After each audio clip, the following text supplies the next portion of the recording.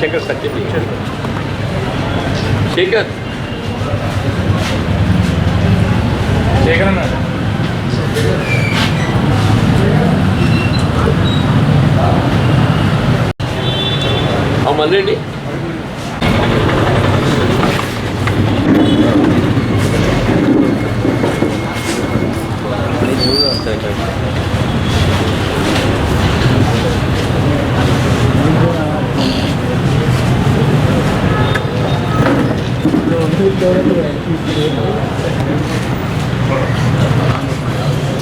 మళ్ళీ వాస్తవంగా తెలంగాణ రాష్ట్ర ఏర్పాటు ఉద్యమమే నిధులు, నీళ్లు, నియామకాలు. వాస్తవంగా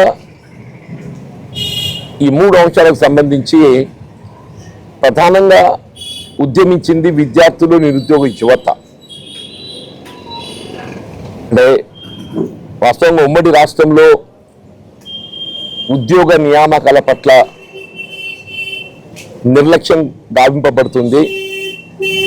తెలంగాణ ప్రాంతం నిరుద్యోగ యువత వివక్షకు గురవుతుంది. తెలంగాణ రాష్ట్రం ఏర్పాటు కాబడినట్టయితే స్థానికతతో పాటు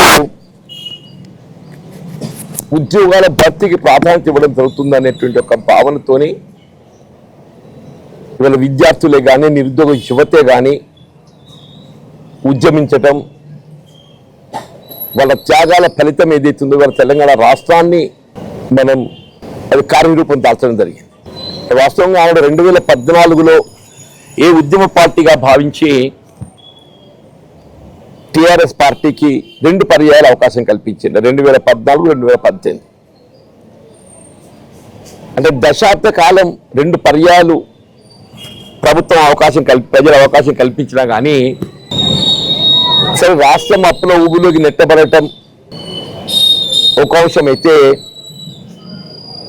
ప్రధానంగా ఏ నిరుద్యోగ యువత త్యాగాలతో తెలంగాణ రాష్ట్రం కార్యరూపం కావడం జరిగిందో వాళ్ళ ఉద్యోగాల కల్పన పట్ల ఏదైతుందో పూర్తిగా నిర్లక్ష్యం చేయడంతో మనకి తెలియంది కాదు. లాస్ట్ ఇయర్ బిస్వాల్ కమిటీ 193,000 ఉద్యోగాల ఖాళీలు ఉన్నవని చెప్పని నివేదిక ఇచ్చినప్పటికీ కూడా మన ఉద్యోగాల కల్పనకు నిర్దిష్టమైన కార్యాచరణ రూపొందించలేకపోవటం, చివరికి పబ్లిక్ సర్వీస్ కమిషన్ ప్రశ్నపత్రాలే లీక్ కావటం, అంటే బజార్లో అమ్మకాన్ని పెట్టడం, ఒక విధంగా తెలంగాణ పరువు పోయిందని చెప్పక తప్పదని అంటుండే. ఇవన్నీ ఫలితం వల్ల రాష్ట్రంలో కాంగ్రెస్ ప్రభుత్వం ఏర్పడటం, కాంగ్రెస్ ప్రభుత్వం ఏర్పడ్డ ఈ 6 మాసాల కాలంలో మనకు తెలియంది కాదు. గత ప్రభుత్వ హయాంలో నియామకాలు చేపట్టాలని ప్రక్రియ ఆరంభించినా కానీ నియామకాలు మాత్రం చేపట్టడం జరగలేదు. కానీ కాంగ్రెస్ ప్రభుత్వం ఏర్పడటంతోనే 30,000 మందికి నియామకాలు కల్పింప చేయటం, 30,000 మంది నిరుద్యోగ యువతకు ఏదైతుందో వాళ్ళకి నియామకాలు కల్పింప చేయటం. ఇవాళ గతంలో తలపెట్టిన డిఎస్సి ఏదైతుందో ఆనాడు 5,000 ఉద్యోగాల భర్తీకే డిఎస్సి నోటిఫికేషన్ ఇస్తే దాన్ని 11,000 పెంపు చేయటం. గత ప్రభుత్వ హయాంలో టెట్ నిర్వహణ కూడా నిర్లక్ష్యం చేయడం జరిగింది. గత ప్రభుత్వ హయాంలో టెట్ టీచర్స్ ఎలిజిబిలిటీ టెస్ట్ నిర్వహణ కూడా నిర్లక్ష్యం చేయడం జరిగింది. ఇలా రాష్ట్రంలో కాంగ్రెస్ ప్రభుత్వం ఏర్పడటంతోనే టెట్ నిర్వహణతో పాటుగా డిఎస్సి ఏదైతుందో 5,000కు ఉన్నదాన్ని ఇంకా 6,000 పెంచి 11,000 ఉద్యోగాల భర్తీకి ఏదైతుందో ప్రక్రియ ఆరంభించింది, నోటిఫికేషన్ జారీ చేయటం. రేపు 18th వెళ్ళి ఏదైతున్నదో మీకు వాళ్ళ ఎగ్జామ్ స్టార్ట్ అవుతుంది. 18th జూలైకి వెళ్ళి ఇలా గ్రూప్ 1కి సంబంధించి కూడా అంటే గతంలో 500 ఉద్యోగాలు భర్తీ చేయాలని భావిస్తే ఇంకో 6 ఉద్యోగాలు వాటికి అదనంగా కలిపి 563 ఉద్యోగాలకు నోటిఫికేషన్ జారీ చేయడమే కాదు, ప్రిలిమ్స్ ఎగ్జామ్ కూడా అయిపోయి వాళ్ళకి ఇప్పుడు మెయిన్స్కు అభ్యర్థులను కూడా ఎంపిక చేయడం జరిగింది. గ్రూప్ 2 కూడా సంబంధించి వాళ్ళ క్యాలెండర్ జారీ చేయడం జరిగింది. గ్రూప్ 2కు సంబంధించి కూడా అంటే నియామక ప్రక్రియ అనేది ఒక నిర్దిష్టమైనటువంటి ఒక కార్యాచరణ రూపొందించుకొని నిరుద్యోగ యువతకు ఏదైతుందో వారి కొంత అంటే ఉద్యోగ అవకాశాల కల్పనలో కార్యక్రమాన్ని చేపడుతుంటే జీర్ణించుకోలేక టీఆర్ఎస్ పార్టీ అంటే గత దశాబ్ద కాలంలో వాళ్ళు చేయలేని పని 6 మాసాల కాలంలోనే కాంగ్రెస్ పార్టీ దాని కార్యరూపం ఇవ్వబడే విధంగా నియామక ప్రక్రియ ముందుకు తీసుకెళ్తుంటే దాన్ని ఏ విధంగా ఆటంకాలు ఏర్పరచాలి? మీకు 24-25లోనే మీకు ఇంకో డిఎస్సి రాబోతున్నది ఈ విద్యా సంవత్సరంలో. మళ్ళీ నెక్స్ట్ ఇయర్ ఇంకో డిఎస్సి వస్తుంది. Every year you will get DSC notification అన్నా. ఇప్పుడు పెడతారు, ఇప్పుడు డిఎస్సి పెడతారే.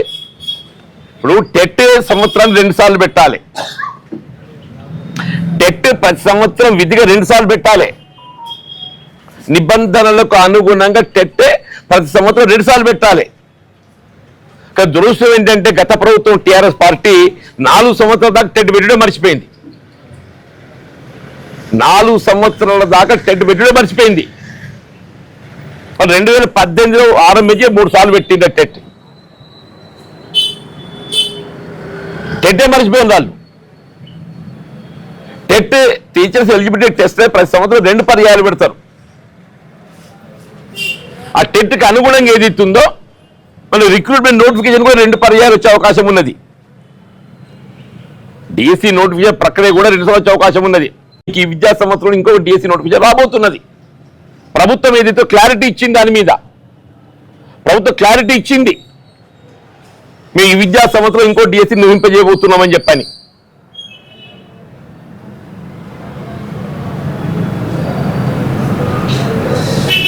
గ్రూప్ 1 అయితే 1:50 మీకు నోటిఫికేషన్ భిన్నంగా పోయే అవకాశమే లేదు. ఒకసారి నోటిఫికేషన్ ప్రక్రియ కార్యరూపం దాల్చి ప్రోగ్రెస్లో ఉంటే మీరు నిరుద్యోగ యువతకు ఆత్మస్థైర్యం చెప్పాలి. నిరుద్యోగ యువతకు ఆత్మస్థైర్యం చెప్పాలి. You better prepare well. Institute ఏదైతుందో వాయిదా కోరిన దానికంటే యూ ప్రిపేర్ వెల్. ఈ పోటీ పరీక్షను తట్టుకోవడానికి మీరు సిద్ధంగా అండి. ఆత్మస్థైర్యం చెప్పవలసింది పోయి వాళ్ళు ఒక కన్ఫ్యూజన్ క్రియేట్ చేయబడే విధంగా ఇలా హరీష్ రావు గారు కానీ కేటీఆర్ గారు నిజంగా కూడా మరి గత దశాబ్ద కాలం పాలన అనుభవం ఉన్నది వారికి. పాలన అనుభవం లేనోళ్ళు కాదు.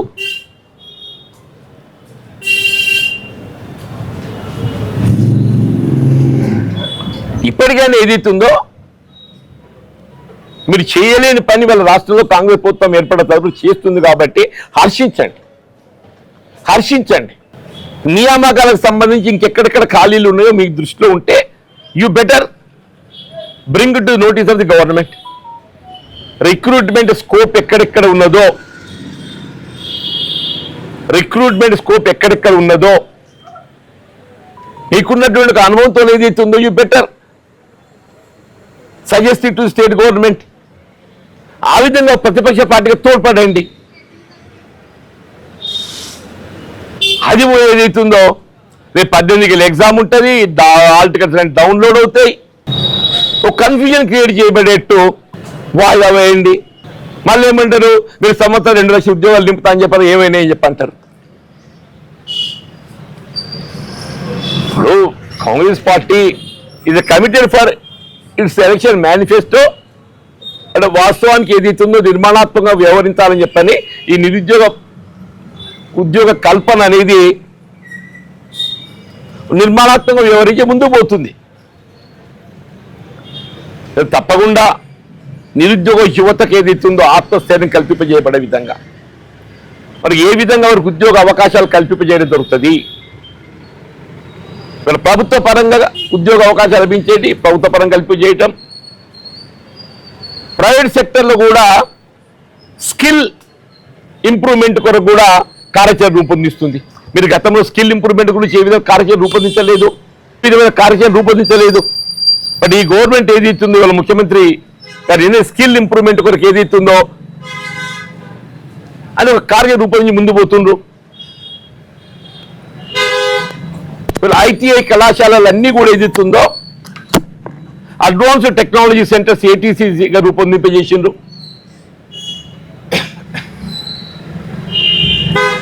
ఐటీఐ ఇండస్ట్రియల్ ట్రైనింగ్ ఉండవు కదా, వాటి అడ్వాన్స్డ్ ట్రైనింగ్ అంటే మరింత మెరుగైనటువంటి శిక్షణ కల్పింపజేయబడే విధంగా వాళ్ళ ఉద్యోగ అవకాశాలు ఈవెన్ ప్రైవేట్ సెక్టర్లో కూడా పొందడానికి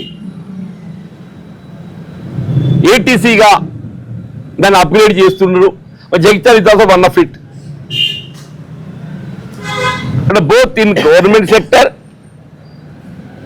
పబ్లిక్ సెక్టర్, ప్రైవేట్ సెక్టర్.